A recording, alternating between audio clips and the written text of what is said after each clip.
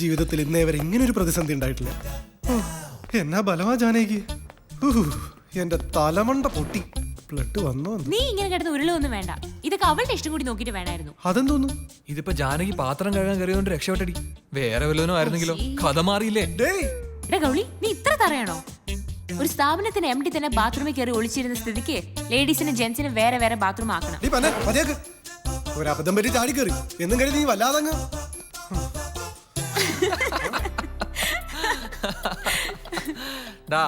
നീ അയാളെ കണ്ട് ഓടി ബാത്റൂമിൽ കയറി ഞാൻ ഊഹിച്ചതാ. പിന്നെ ജാനു പതിവായി ഊണ് കഴിഞ്ഞ് പാത്രം കഴിയുന്നു അതേ സ്ഥലത്താണ്. നിന്നെ ഒന്ന് വട്ടാക്കിയതല്ലേ? അല്ലെങ്കിൽ ഇവനൊരു ഹരിചന്ദ്രൻ ചവലുണ്ട്. എടാ, അതിന് റിച്ച് ഫാമിലിയിൽ ജനിക്കണം. ഇതേ 916 വായിൽ സ്വർണ്ണക്കരണ്ടിയുമായി ജനിച്ചവൻ.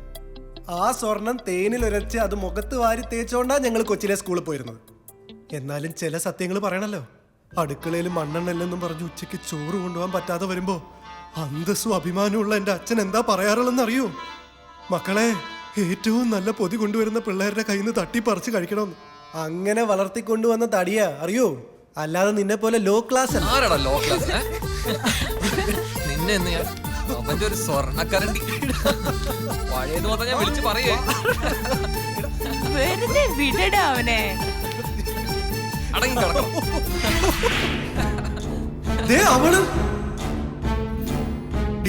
നീ ചെന്ന് അവളുടെ അടുത്ത് കാര്യം പറഞ്ഞ് മനസ്സിലാക്ക്. ബാത്റൂമിലെ പ്രതികരണം വളരെ മോശമായിരുന്നു. അവളൊരു പൈങ്കിളിയാ, എന്നെ നാറ്റിക്കും. ഇങ്ങനെ നിന്ന് കരഞ്ഞ് കണ്ണുനീര് മുഴുവൻ കളയാതെ നടന്ന കാര്യം അങ്ങ് പറ. കരയാനാണെങ്കിൽ പറഞ്ഞിട്ടും കരയാലോ. അത് പിന്നെ ഞാനൊരു പാവമാണല്ലോ. പാവം എന്ന് പറഞ്ഞ സ്വഭാവത്തിന്റെ കാര്യമല്ല, പണക്കാരിയൊന്നും അല്ലല്ലോ. അപ്പൊ പിന്നെ നമ്മുടെ നേരെ ആയിരിക്കുമല്ലോ ആക്രമണം മുഴുവൻ. നീ ഒന്ന് വന്നേ, ഒരു അത്യാവശ്യ കാര്യം പറയാനുണ്ട്. നമുക്ക് വന്നിട്ട് കഥ പറയാം. അത് പിന്നെ ഇവരൊക്കെ ആകാംക്ഷയോടെ നിൽക്കുമ്പോ. അത് സാരില്ലടാ, നീ വാ, ഒരു കാര്യം പറയാനുണ്ട്. നീ മനസ്സിലാക്കിയത് പലതും തെറ്റാണ്. നല്ല ഇൻട്രസ്റ്റിംഗ് ആയിട്ട് വന്നതായിരുന്നു, കൊണ്ട് കളഞ്ഞു.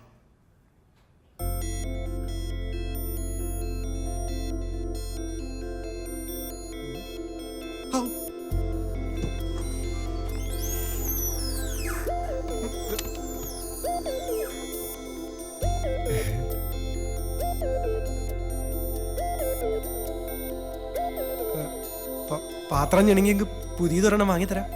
സോറി സർ, പെട്ടെന്ന് എന്നെ സാമ്പത്തികമായി സഹായിച്ചപ്പോൾ ആരെങ്കിലുമൊക്കെ ബാത്റൂമിൽ കയറി ഒളിച്ചിരിക്കുന്നു തോന്നിയിരുന്നു.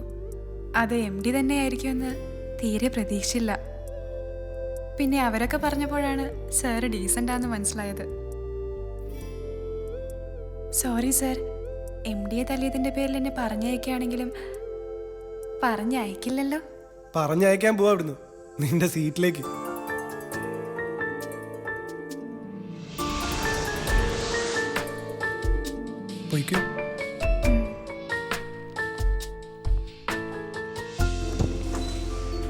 ഒരു 5 മിനിറ്റ് കൂടി വാപത്തി പിടിച്ചിരുന്നെങ്കിൽ എന്റെ കാറ്റ് പോയേനെ, MD അകത്തു ആയേനെ.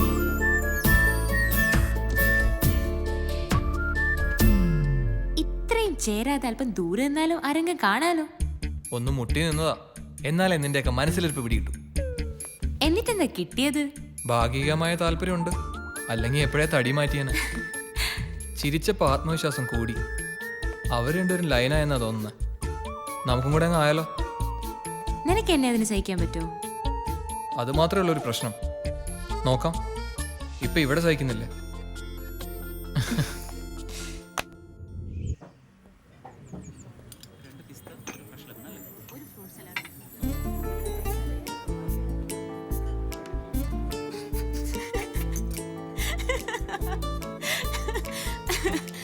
എന്താ നീ ഓർത്തോർത്ത് ചിരിക്കുന്നത്? അല്ല, നിങ്ങളുടെ ഇരിപ്പ് കണ്ട് ചിരിച്ചു പോയതാ. നിങ്ങളുടെ ആരാ ചത്തത്? ഡി പാറു, നമ്മൾ 4 പേരും ഇഷ്ടത്തിലായതേ ഇപ്പൊ ഓഫീസിൽ ആരും അറിയണ്ട. അറിഞ്ഞാ പിന്നെ എല്ലാവരും അങ്ങോട്ടും ഇങ്ങോട്ടും ഒക്കെ ലൈൻ വലിക്കും. ആ സെക്യൂരിറ്റി ചേട്ടൻ വരെ ചായ ഉണ്ടാക്കുന്ന പൊന്നമ്മ ചേച്ചിയെ പ്രേമിക്കും.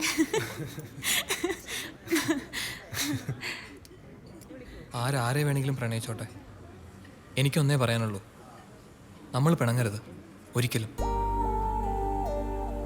എനിക്കൊരു ജീവിതം കിട്ടിയത് ഇപ്പോഴാ. ഇനി എൻ്റെ കാര്യങ്ങൾ ഇവള് കൂടി അറിയട്ടെ, അല്ലടാ? പറഞ്ഞു. ഞാൻ എൻ്റെ ഒരു അമ്മാവൻ്റെ കൂടെ താമസം. അച്ഛനും അമ്മയും മരിച്ചെന്നും ഇല്ലെന്നും ഒക്കെ പറയുന്നുണ്ട്. ഞാൻ ഇതുവരെ കണ്ടിട്ടില്ല. പിന്നെ ആകെ കൂടിയുള്ള വരുമാനം എന്ന് പറയുന്നത് ആ നാടാക്കളിൽ നിന്ന് കിട്ടുന്നതാ. അതിപ്പം നോക്കി നടത്തുന്നത് എൻ്റെ കൂടെയുള്ള ചന്തുവാ. ഇനി എൻ്റെ ആകെയുള്ള പ്രതീക്ഷ ത്രിമൂർത്തി അസോസിയേറ്റ്സും നിങ്ങളും ഒക്കെയാ. ഹേ, നിനക്കിത് എന്തു പറ്റിയടാ? നിന്റെ അവസ്ഥ പോലെ തന്നെയല്ലേ എൻ്റെതും. അല്പം കൂടുതലാണെങ്കിലേ ഉള്ളൂ.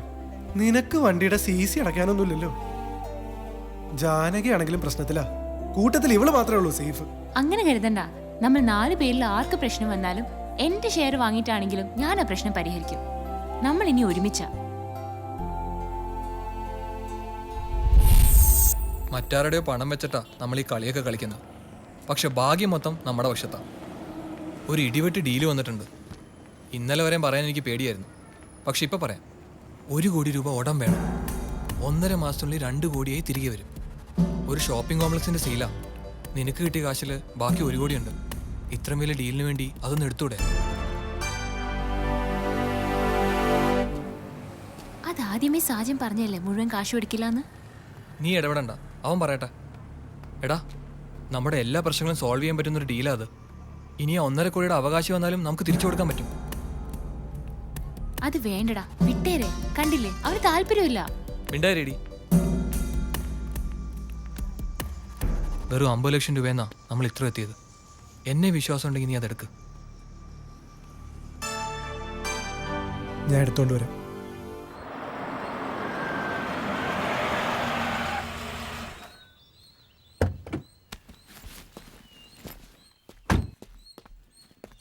അമ്മയുടെ മകനെത്തി. ഊണ് കഴിക്കാൻ വരാറില്ലെന്ന് പരാതിയായിരുന്നല്ലോ. നിനക്കിത് ക്ലാസ് അല്ലേ? പോയില്ല, നല്ല സുഖമില്ല. എന്നാ ആര് പറഞ്ഞു? അമ്മ പറഞ്ഞോ? ഓരോ കള്ളത്തരം പറഞ്ഞിരുന്നോളും. ഇങ്ങനെ കടിച്ചു കയറാനാണെങ്കിൽ ഉണ്ണാൻ വരണ്ടായിരുന്നു. ഞാൻ വരുമെന്ന് നീ പ്രതീക്ഷിച്ചില്ല അല്ലേ? സാരല്ല, ഒരു ദിവസത്തേക്ക് ഞാൻ ക്ഷമിച്ചിരിക്കുന്നു. രണ്ടാളും കൂടി വഴക്കുണ്ടാക്കിയത് മതി. ഒന്ന് ഊണ് കഴിക്കേ. അമ്മ, ആ പള്ളിക്കൂടം കളി ആദ്യം കഴിക്കട്ടെ. ഞാനൊന്ന് പോയി റെസ്റ്റ് എടുത്തിട്ട് വരാം.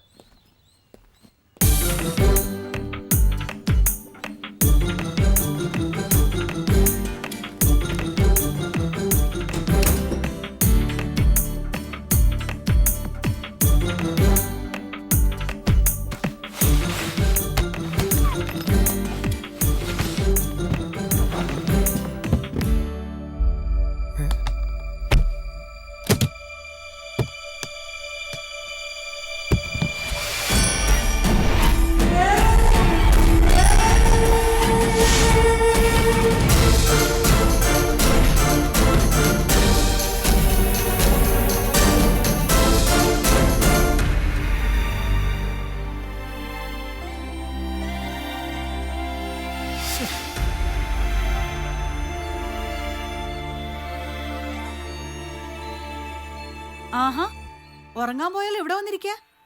എന്നാ ഒന്ന് ഊണ് കഴിക്കേ. ആ അമ്മേ, ആ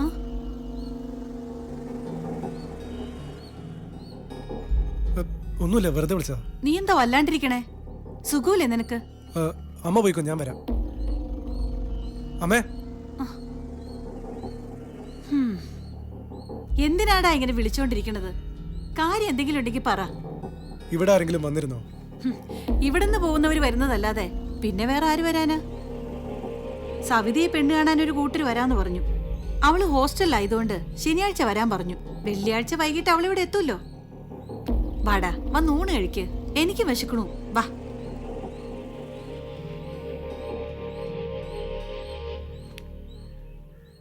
ചേട്ടാ, ഇന്ന് ഇവിടെ ഒരു സംഭവം ഉണ്ടായി. ഗോവിന്ദമാമ വന്നിരുന്നു. അമ്മയായിട്ട് വഴക്കുണ്ടാക്കി. പിന്നെ കുറെ നേരം ചേട്ടന്റെ മുറിയിലും കയറി കിടന്നു. ഗോവിന്ദമാമ വന്ന കാര്യം എന്താ എന്നോട് പറയാതിരുന്നത്? അത് പിന്നെ അത്ര സന്തോഷമുള്ള കാര്യമില്ലാത്തോണ്ട് പറയാതിരുന്നതാ. വെള്ളം അടിച്ചിരുന്നു. നീ ഇരിക്കേ. നിന്റെയും നളിനിയുടെയും കല്യാണക്കാര്യം പറഞ്ഞ് എന്റെ നേരെ കുറെ ചാടിക്കേറി. പിന്നെ ആളെ കണ്ടില്ല. അപ്പോഴാ കവിത പറഞ്ഞത് നിന്റെ മുറി കയറി കിടപ്പുണ്ടെന്ന്. ഊണ് കാലായപ്പോഴേക്കും വിളിക്കാൻ ചെന്നു. അപ്പോഴേക്കും ആള് സ്ഥലം വിട്ടു. നീ കഴിക്കേ.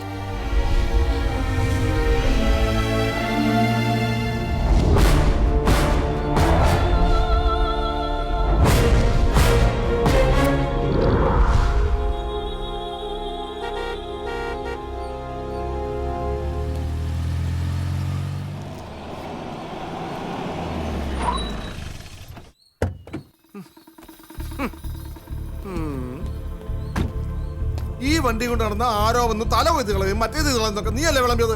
എന്നിട്ടിപ്പോ എന്തായി? ഇത് വന്നതിന് ശേഷം എനിക്ക് ഭാഗ്യമാ.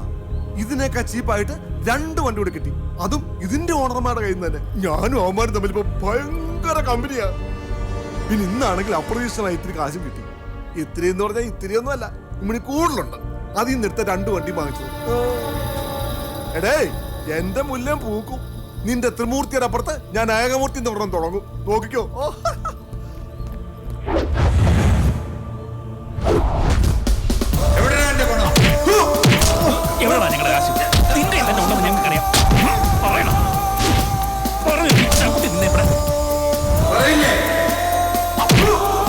സത്യം പറയടാ, എവിടെ കൊണ്ട് കുടിച്ചിട്ടടാ പണം?